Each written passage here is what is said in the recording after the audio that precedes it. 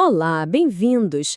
Hoje, nosso mergulho é numa das obras mais, fundamentais na trajetória de Karl Marx, a ideologia alemã. Pensa só, ele escreveu isso com apenas 28 anos. E não foi só mais um livro, não. Para ele, foi um projeto essencial de autoclarificação, sabe? Um momento para arrumar a casa e preparar o terreno para tudo que ele viria a fazer depois. E Marx já começa com o pé na porta, com uma provocação. Essa frase afiada aí é um recado direto para os seus antigos colegas, os jovens hegelianos.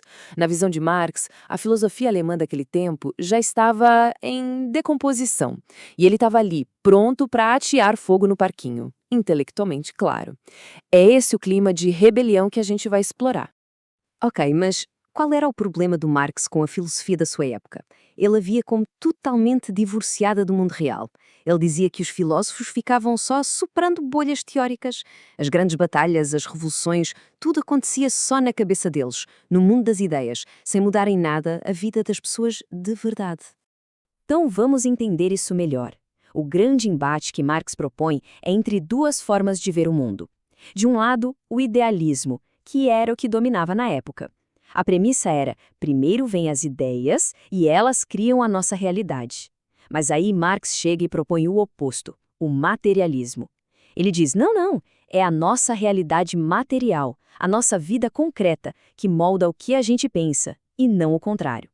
Essa é a grande virada de chave. Isso aqui resume perfeitamente a missão dele.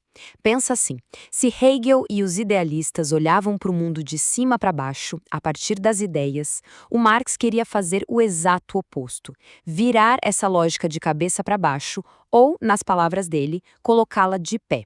A filosofia, para ele, tinha que começar com os dois pés bem firmes na realidade, no chão do mundo material. E isso nos leva direto ao primeiro pilar da nova estrutura dele, a natureza da teoria social. Porque, ok, se a teoria não começa com ideias abstratas, de onde é que ela parte então? O ponto de partida do Marx é, surpreendentemente, simples e prático. Para ele, a teoria social tem que começar com indivíduos humanos vivos, pessoas de carne e osso, e a luta delas para sobreviver.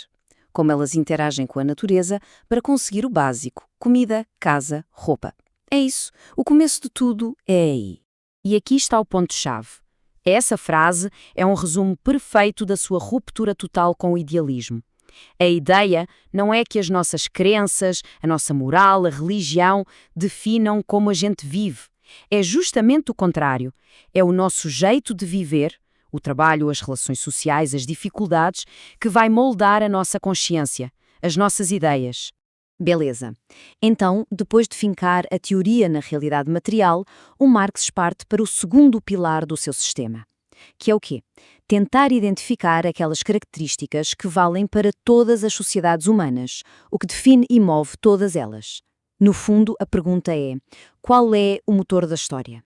Marx aponta, então, 4 características. Primeiro, os seres humanos produzem o que precisam para viver, e ao fazer isso, eles fazem história. Segundo, quando a gente satisfaz uma necessidade, logo aparece outra. É um ciclo que nunca acaba e que move o desenvolvimento para frente. Terceiro ponto, toda produção depende de uma divisão de tarefas. E por último, é a partir dessa divisão que surgem as ideologias, aquelas ideias que vêm para justificar como as coisas são. E olha só, essa divisão do trabalho leva direto para a divisão de classes. O fator decisivo aqui é o que ele chama de meios de produção, ou seja, quem é o dono das ferramentas, das terras, das fábricas? A resposta para essa pergunta, segundo Marx, é o que separa as pessoas em classes, quem tem e quem não tem. Essa frase é forte, né? Ela capta bem a essência do que ele entende por alienação e exploração. O que Marx quer dizer é que, no sistema de propriedade privada, os trabalhadores só se sentem eles mesmos, livres, humanos, nas funções mais básicas como comer e dormir. Já no trabalho, que deveria ser a atividade mais humana de todas, eles se sentem como animais. Porquê? Porque não têm controlo sobre o que fazem nem sobre o resultado do seu esforço. E é aí que entra a ideologia. Para Marx, as ideias que mais circulam numa época são, na verdade, as ideias da classe que domina. Religião, leis, valores morais, tudo isso, no fundo, serve para fazer a organização social parecer algo natural, algo justo, e com isso acaba por esconder a exploração que está na base de tudo. Bom, então o Marx já definiu a sua teoria sobre a realidade e descreveu como a sociedade funciona. Mas como analisar tudo isso de um jeito sistemático? Isso nos leva ao terceiro e último grande pilar do seu trabalho, a sua metodologia, o seu kit de ferramentas teórico. A primeira parte dessa metodologia, ele pega emprestada de Hegel, é o método dialético. A dialética entende que a história não é uma foto parada, mas sim um filme em constante movimento, sempre empurrado para frente por conflitos, por contradições. Já a segunda parte é a grande inovação dele. Ele pega esse método dialético e aplica-o, não no mundo das ideias, como Hegel fazia, mas no mundo material. Ele vai olhar para as contradições e para os conflitos que nascem das condições reais de vida das pessoas, da economia, da produção. Então, o tal do materialismo dialético pode ser resumido em 4 pontos principais. Primeiro, a sociedade é toda interligada, uma coisa afeta a outra. Segundo, a mudança social não vem de fora, ela é inevitável e nasce das contradições internas.